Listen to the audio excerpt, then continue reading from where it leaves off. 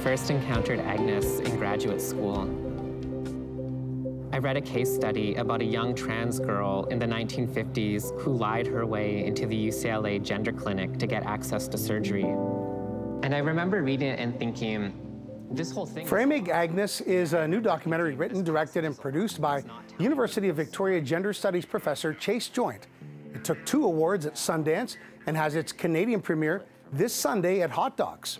The film uncovers historic case files from UCLA's gender clinic in the late 50s when doctors were establishing many of the categories of sex and gender that remain to this day. And we welcome Chase Joint to CP24 Breakfast to further discuss. Good morning, Chase. Good morning. Let's start here. The documentary's narrative thread follows the personal explorations and experiences of Agnes, this transgender woman. What was her backstory, and how did it end up falling into your hands? So I have been in long-term collaboration with my friend Kristen Schilt, who's a professor of sociology at the University of Chicago. And to be perfectly frank, we became obsessed with this case study of Agnes. And one of the reasons we became obsessed is because it's a case that traverses all kinds of disciplinary boundaries. Sociologists are interested, psychologists are interested, queer and trans studies people are interested. And it's because people are using the same data, the same material, and creating all different kinds of new connections about it. And so we thought, what does this mean for the meaning making about trans and gender nonconforming people? And through a series of very, very fortunate events, we landed in the archive, which produced not only Agnes's case files, but those of many of her contemporaries. Did they realize just how important, the gravity of what they were doing back in the late 50s and how it was going to— Absolutely not. No, not at all. Huh? Absolutely not. I don't think anyone can know what they're doing when they're in the moment. I think people will say the same thing of us, right? We're doing what we can with what we know now, and I think the look back affords us a new opportunity. So a key finding in this study, in these case studies, were, and it's a generation ago, again, late 50s, the scale and scope across racial and class lines. I mean, what surprised you, Chase, and sparked your desire to document the results and the harm done in many cases?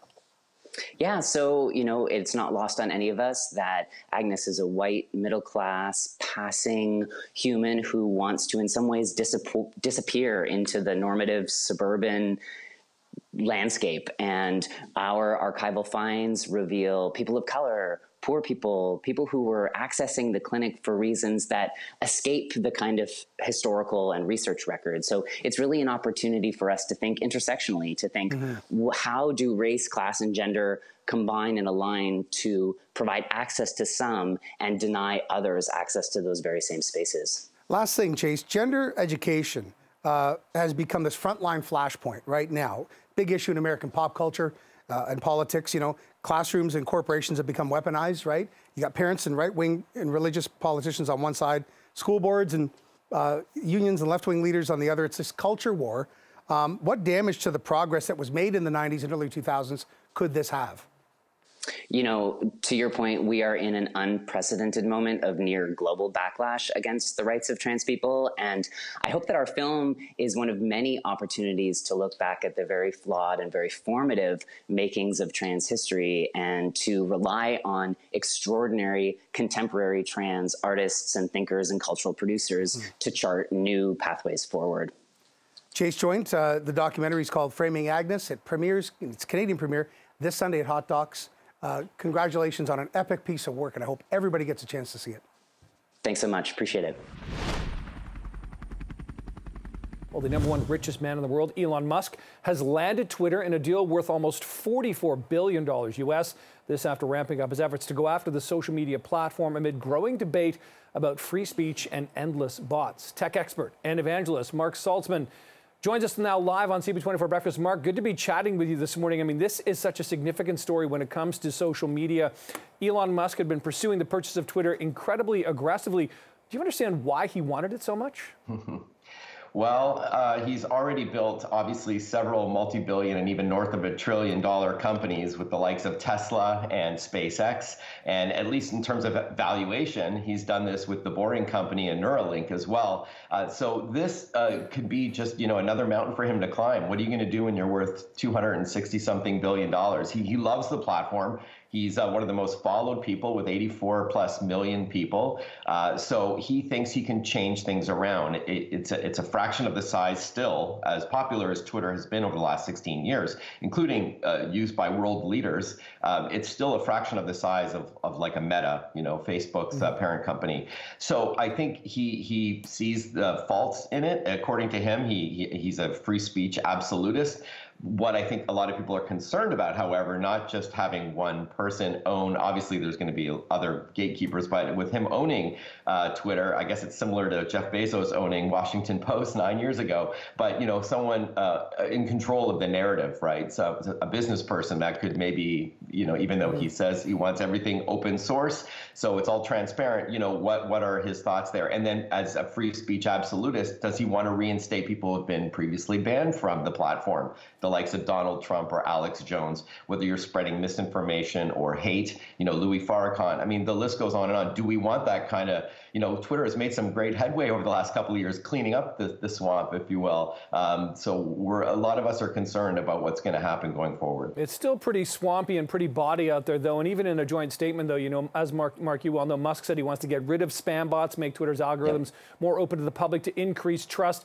Let's start with spam bots. Some people, you hear about it, but, what are they and what does exposing the algorithms do to actually improve trust for end users? Sure. So even though Twitter has 200 and something million followers, or excuse me, users, a lot of this has been, these are computer programs that tech-savvy individuals have created to exploit the platform. And when you're seeing posts or comments and shares and ads, this has been manipulated by those. So they're not real people. It's a computer program that is feeding you information. And often it can be, politically motivated. It can be financially motivated. So there's some nefarious things going on behind the scenes. So Elon Musk wants to validate every human who uses Twitter, whether it's an official, validated blue check mark, or it's just a way to identify, like putting a real person behind the account, which does add some accountability. And I do like that.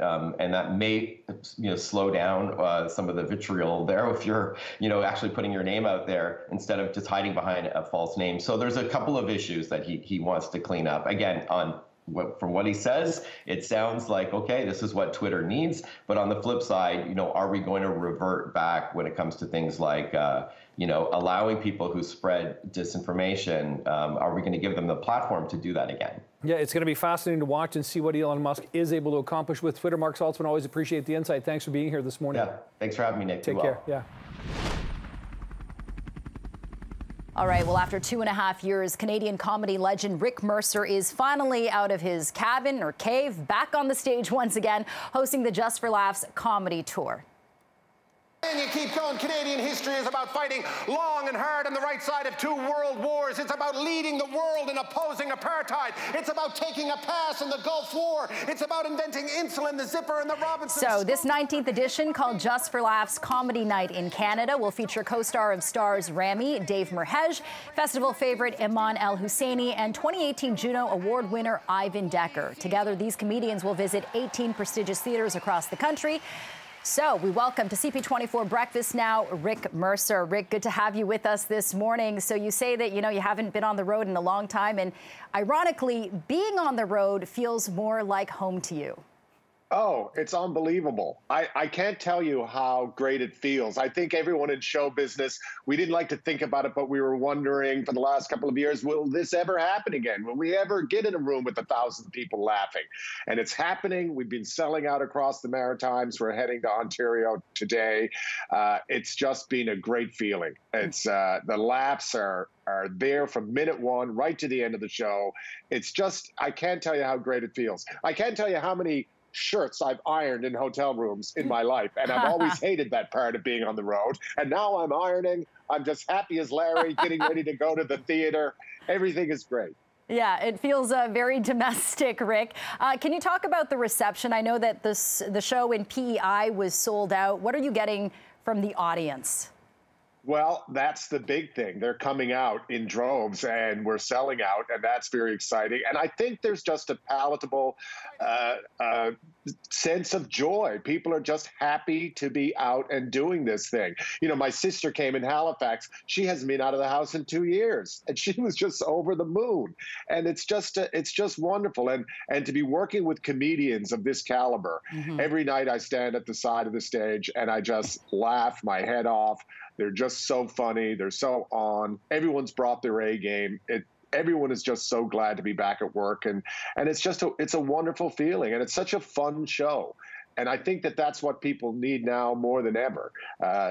This is not a TED Talk. This is a comedy show from beginning to end, and we're just having a ball out here. Yeah, and Rick, you know, I know some of the comedians, I've seen them live. David Merhej, very funny. Ivan Decker, they've both been on Netflix, absolutely hilarious. So this is a very diverse lineup in terms of styles as well. Can you talk more about them, and also Iman El-Husseini, and why you think that this is the perfect lineup for the tour's return? Because I know you hosted in 2019 as well. Well, it is a diverse lineup, but I didn't set out to create a diverse lineup, quite frankly. I set out, once again, to find the best comedians that I could, that I wanted to go on the road with. And that this lineup just happens to look like Canada. There's no doubt about it. But they're there because, you know, Dave won the Juno for Best Comedy Album. And Iman is always the audience favorite at the Just for Laughs Festival in Montreal. That's why they're on the tour. Ivan Decker I toured with last time, and I just couldn't imagine going out on the road with anyone else, just because he is such a brilliant comic, and every night I watch him, and I know I'll do that right across the country because it's something else. I mean, these are all superstars waiting to happen. There's no doubt about it. Yeah, and Rick, you know, this pandemic was so hard on live performers, especially comedians. You wrote a book during the pandemic and said that writing really saved you. What are you hearing, you know, from other comedians and how they fared through this time? Did you do any those Zoom virtual shows yourself? Oh my gosh, yes. I mean, I was lucky. I had a book to write. But most people in show business, everyone's going, oh, work from home. Well, in show business, you were out of work from home. That's what you were. But of course there were Zoom calls. My God, myself and Ivan did a bunch of shows together where we'd be doing these virtual shows, and I would introduce him, and he'd be in his living room in his apartment in Los Angeles, and then he'd do 20 minutes of stand-up. And it was great, but it's not what we're experiencing now back on the road. So that's part of the reason why we're so very happy to be out here. And yeah, it was tough for people in show business, but you can't complain about that because it was tough for everyone, let's face it. But everyone is celebrating the fact that we can come together now and enjoy these laughs. Yeah, I'm going to try to get a ticket because you guys are coming to Toronto April 29th. There are also dates in Hamilton, Ottawa, Kitchener, Kingston, so plenty of chances to see Rick and these very funny comedians. You can go to hahaha.com for tour dates. Hey, Rick Mercer, great to have you with us. Congrats, and thanks for joining us. Thank you. Always great to be here. Take care. Clearwater is an expert on nuclear risk, something I have a tiny bit of experience with. So is it true we're really walking on missiles? In fact, we are, Jade. When I was younger, I hosted Popular Mechanics for Kids on a Trident sub. It was cool in that G.I. Joe way. We are all going to die. It's a fact, but it's also the name of this new show premiering this weekend on Crave. It's a tongue-in-cheek look at how humanity could meet its doom. So, will it be an asteroid Armageddon, an alien invasion, or a pandemic pandemonium? These are just a few of the topics we're all going to die we'll be looking at, and the star of the show and executive producer Jay Baruchel joins us live now to chat about it. Jay, good morning to you. I'm just glad to see that a zombie apocalypse is not one of the ways the world will come to an end, because, you know, aliens I can handle, take my DNA, but zombies, heavens forbid, don't eat my brain. So there are 6 30-minute episodes exploring how the world might end. And as morbid and terrifying that might sound, there's still a lot of hope left for humanity, right? Yeah, I would say so. Also, it's kind of academic because, you know, you want hope regardless, but yeah, there's a bunch of existential threats that face us as a species and a planet, and but yeah, I think that's kind of, you know, there's a sort of there's a fun in exploring all the worst things that could happen, but I think there's something kind of ultimately pretty rewarding about knowing the efforts that we are putting forward to sort of prevent, mitigate, do whatever we can. And so there's a lot of people out there who are sort of, having our backs. And so, it's a nice blend of fear and hope, I think. Okay, yeah, and today is National Superhero Day, so I guess you got to meet a lot of the kind of silent superheroes that are kind of keeping the world running every day and trying to make it a better place. Jay, I'm curious to know, what did you learn about your own existential fears in making this show? Oh, man, that they are many. But also that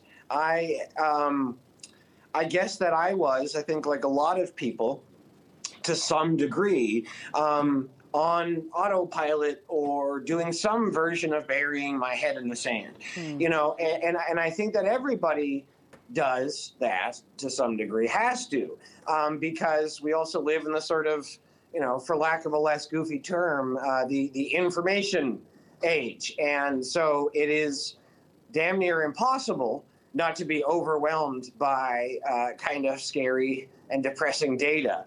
And so I think a thing that I learned about myself was I needed to strike a better balance in kind of, tuning out stuff that scared me. Mm-hmm. Yeah, and it's interesting, the timing of this, because the show comes out this weekend, Saturday, April 30th on Crave. We're obviously still in a pandemic, so this is a real-life experience that is kind of coinciding with it all. Is there anyone who you think should not watch this show? I mean, I'm in it, and I helped get it going, so I would never make that recommendation. I think everyone can benefit from watching me. Okay, good answer. Very quickly, before we let you go, Jay, I know that you're probably the biggest Habs fan on the planet. You even wrote a book about your love for the franchise. So I have to get your take on the unfortunate passing of Guy Lafleur last week. Yeah. He was only 70 years old. Yeah, I mean, it's, you know, sort of words fail. No matter how I would describe what he means to my family, to me, to my city, I wouldn't be doing him justice. So it's just like one of those you'll never see his like again type of figures. It can't, Guy's influence in my town and in the game, period, cannot be overstated. So it's kind of, and it's particularly sad given that we sort of lost Mike Bossy and him, you know, within around a week of one another. And so, you know, heaven's getting a hell of an all-star team, though. Yeah. Okay, definitely a legend. Look, Jay Baruchel, excited to watch your new show. I'll be streaming it with my kids. They're really into all this stuff about the universe. So appreciate your time. Take care, and congrats once again. Thanks very much. Thank you for having me. Thank you. Well, it has been 11 years since the start of the Syrian refugee crisis. And for many of the 6 million people displaced, that also led to 10 years of struggles to find a place they can call home.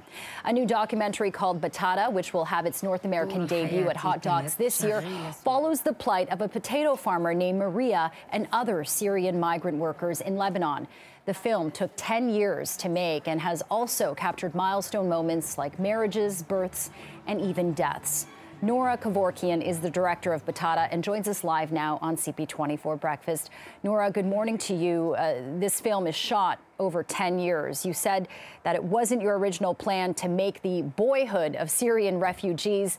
Tell us about the unexpected turn your film took when the Syrian refugee crisis broke out in 2011, because you were originally going to make a movie about Syrian migrant workers, right? That's right. Yes. And we were halfway in shooting when the revolution started.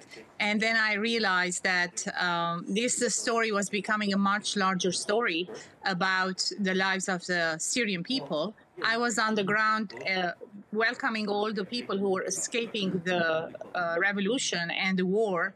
And I kept following them year after year, hoping that the war would end and that they could go back to Syria and have a happy ending, but that never happened.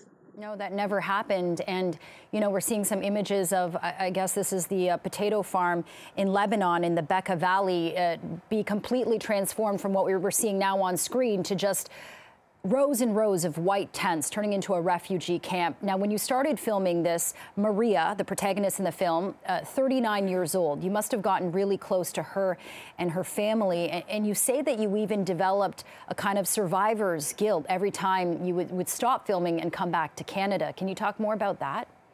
That's right. Because the film took so long, I established close friendships with all of them, Maria and her extended family, her parents. And now that the film is done, we are in the year 13 from the beginning, and I still call her once a week to talk on Skype. We keep in touch. I know what's going on in the camp, and I'm so attached to them because it was a journey that all of us took together. It was a very emotionally, psychologically difficult journey for all of us to navigate this transition from being a farmer to a refugee for 10 years. Right, and this revolution really kind of shattered the economy in Lebanon as well, and really affected this potato farm because the borders were closed to exports. So you talk about in this film how Lebanon is not a place where it is that stable. It's not economically rich, and yet it is still a stable solution for Syrian refugees. What's the status now? Are people still living in tents there, and do they have any plan to move? That's right. Lebanon right now is completely collapsed. Economy, politics, political system, and the banking system. So the people of Lebanon who hosted 1.5 million Syrians, they have been affected by it too. And at the same time, the Syrians are living in refugee camps for the last 10 years, and there's absolutely no hope for them. They're all in despair because they can't see the future. It's still not safe for them to return, and they're still lingering in the camps. It's been so long, and the numbers are huge. We have 1 million in the Bekaa Valley and 1.5 million in Lebanon. And yeah, Noura, this is obviously very timely because of what's happening with Ukraine and, you know, the forced migration of refugees from the war there. Very quickly, what do you want to see the government do, and what are you hoping people will take away from this film? I would like people to continue to help refugees. I think all refugees need help, and it's very sad what we're seeing right now in Ukraine. But let's not forget the Syrians and all the other refugees. And I'm so grateful that Canadians always help refugees, welcome them to Canada. Let's do a little bit more if we can. Yeah, okay. Noura Kevorkian, thank you so much for sharing your story and your documentary. I look forward to seeing it at Hot Docs. Appreciate your time. Thank you. Thank you.